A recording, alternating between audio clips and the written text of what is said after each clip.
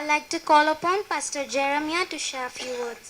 வந்திருக்கிறான இருக்கும் இயேசு கிறிஸ்துவ நாமத்தாலே வாழ்த்துக்கள்.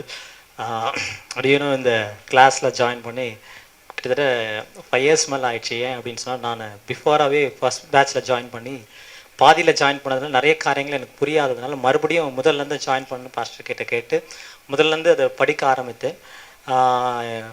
நான் அநேக நாட்கள் இப்படி ஜெபிக்கிறது உண்டு. வேதத்தில் உள்ள மகத்துவங்களை காணும்படிக்கு என் கண்களை திறந்தரணும்னு என்னுடைய ஜெபம் சிறு வயதுலேருந்தே நான் ஜெபிக்கும் போது அப்படியா இருக்கும்.